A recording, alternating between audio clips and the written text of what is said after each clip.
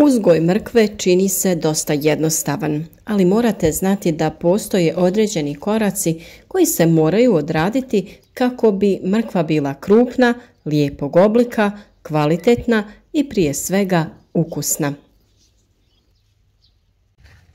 Mrkva se uzgaja zbog svog zadebljalog korijena, a upravo u današnjem videu vam donosimo savjete kako to postići i razotkrivamo zablude o pojedinim nepotrebnim radnjama. Kako bi podržali naš rad, ukoliko vam ovaj video bude koristan, ostavite like, podijelite sa prijateljima, a u komentarima možete sa nama podijeliti vaše savjete o uzgoju, te svakako pitati bilo što vas zanima. Zadebljavanje korijena započinje kada se razvije oko 70% lisne mase, a tehnološka zrelost za vađenje nastupa kada počnu žutjeti vrhovi lišća, naročito onog donjeg. Baš tada završava proces nakupljanja asimilata u korijenu. Korijen je tada najbogatiji šećerima i beta-karotenom, te je najboljeg ukusa. Dakle, da bi korijen uopšte počeo debljati, lisna rozeta mora biti dovoljno razvijena. Tu je važno da se prilikom sijanja mrkva sije na pravilan razmak kako bi imala prostora za rast i razvoj. Sa vama smo u proljeće podijelili savjet kako se to može uraditi uz pomoć traka od toalet papira. A ukoliko ste sijali mrkvu onako iz ruke, tada je odmah nakon nicanja bilo potrebno odraditi prorjeđivanje. Sve su to preduslovi da mrkva bude krupna i lijepo oblikovana. Upravo iz tog razloga, šišanjem lišća prije početka zadebljavanja korijena, njegov razvoj će se odgoditi, to jest početi će kasnije. Time se produžuje vremensko razdoblje tokom kojeg korijen zadebljava i na kraju korijen ostaje sitniji. Isto se događa i ako se lišće šiša u drugom dijelu vegetacije kada je korijen već određene debljine. Samim tim možemo zaključiti da je šišanje mrkve nepotrebno, u stvari da je to čak i štetno za biljke. Ono se može odraditi tek kada je vrijeme za vađenje mrkve, pa ukoliko ju vadite u većim količinama sa nekim alatom, lakše vam je da ju izvadite kada ona nema lišće. A ukoliko imate manju količinu i ručno ju čupate, tada vam je lišće više nego potrebno. Vjerujem da svi znamo da biljkama lišće služi i neophodno je za proces fotosinteze i usvajanje određenih hranjiva. Šišanjem se uklanja lišće u kojem se procesom fotosinteze stvaraju spojevi koji se iz lišća šalju u korijen. Odnosno, ako nema lišća, nema ni kvalitetnog zadebljalog korijena. Nekada se zna dogoditi da se zbog visokih temperatura neki od listova osuše, promijene boju i propadaju. Možda se to dogodi i uslijed kišnog vremena ili kada lišće dodiruje tek zalivenu zemlju, pa ono trune na vlažnom tlu. Takve listove možete ukloniti i sa tim nećete pričiniti štetu na vašem nasadu.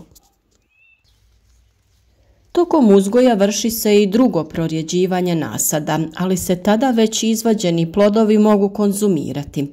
Na taj način ostavljamo dovoljno prostora preostalim biljkama da se pravilno razvijaju i budu kvalitetne. Ono što je vrlo važno kako bi ostvarili dobar prinos mrkve jeste pravilna njega i dovoljno vlage u tlu. Iako ima dobro razvijen korijen koji biljku može opskrbljivati vodom iz dubljih slojeva tla, za sigurnu proizvodnju tokom sušnih perioda potrebno je navodnjavati nasad mrkve. To se posebice odnosi na period tokom nicanja do razvijenih 5 do 6 listova, te naravno u vrijeme intenzivnog debljanja korijena kada su potrebe mrkve za vodom najveće. Posljedice nedovoljne opskrbljenosti vodom početkom vegetacije su prorijeđen sklop, a ako sušni period nastupi tokom intenzivnog debljanja korijena, on ostaje kratak, nepravilnog oblika i žilav. Ono što vam pomaže kod održavanja vlažnosti tla jeste malč. Mi smo cijelu svoju baštu malčirali sa slamom, a oko ovih manjih i krhkih biljaka možete staviti i malč od pokošene trave koja se neko vrijeme sušila na suncu. Na taj način smanjujete normu i učestalost zalijevanja. Biljke duže vrijeme imaju vlagu u tlu. Ako bi bile izložene suši i naglo dobile veću količinu vode, moglo bi doći do loših posljedica. Naime, tu mislimo na nagli rast korijena. On bi od velike količine vode pucao, te ta mrkva ne bi bila dobra. To je posebno bitno ukoliko se bavite profesionalnim uzgojem povrća. Gnojidba svakako povećava prinos mrkve, a povoljno utječe i na stvaranje željeza i karotina u korijenu. Dušična gnojiva utječu na sadržaj vitamina A, a kalijeva povećavaju sadržaj šećera i vitamina C u korijenu. Fosforna gnojiva su također potrebna, ali ona ne utječu znatno na hemijski sastav korijena. Ako je tlo kiselo, potrebno je unijeti vapno, a količina naravno ovisi od postotka kiselosti tla. Već smo dosta govorili o toj temi, pa je naravno važno da provjerite kiselost vašeg tla prije nego se krenete baviti uzgojem, te odradite analizu zemljišta kako bi znali čega u tlu ima dovoljno, čega ima viška ili manjka. Dio umjetnih gnojiva unosi se u osnovnoj i predsjetvenoj pripremi, a ostatak u vidu prihranjivanja. Količina hranjiva ovisi o hemijskoj analizi tla i teksturi samog tla. Može se prihranjivati zalijevanjem, a može se prskati po listu, to jest folijarno. Svakako idealna prihrana tokom vegetacije je ona tekućim hranjivom od gaveza i koprive u omjeru 1:2. Gavez osigurava korijenu mrkve potreban kalij, a kopriva daje potreban dušik listu mrkve kako bi bilo zdravo i bujno.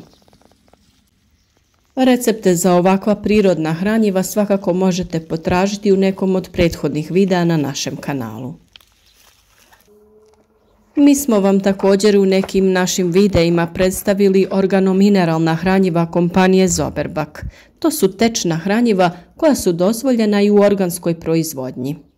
Jedno takvo je i Quality. To je mikrokapsulirano tečno organomineralno hranjivo sa naglašenim sadržajem kalija i ne sadrži nitrate, sulfate, hloride i karbonate. U ponudi također imaju i Vital Power Fos, tečno organomineralno hranjivo koje predstavlja novu generaciju 3 do 4 puta efikasnijeg rastvorljivog organskog fosfora sa dodatkom humina i ugljenih hidrata.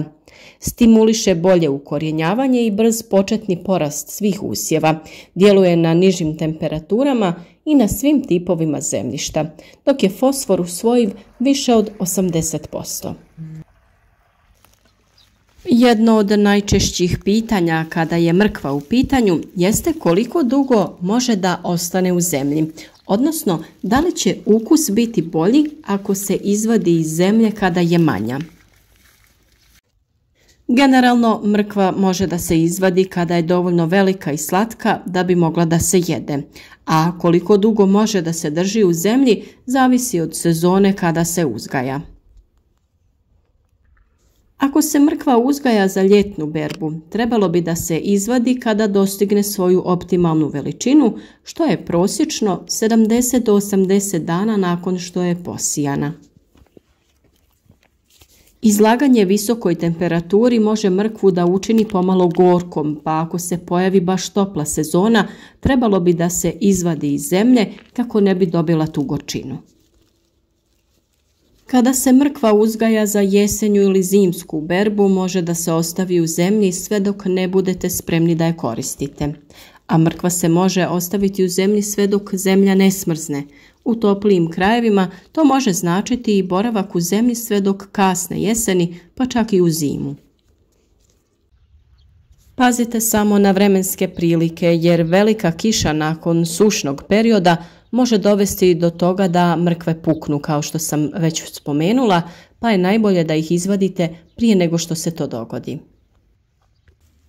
Vjerujemo da su vam ovi današnji savjeti bili od pomoći i nadamo se da ćete imati jednu uspješnu sezonu uzgoja mrkve te obilnu berbu. Naravno, mi vam želimo svu sreću u tom poslu.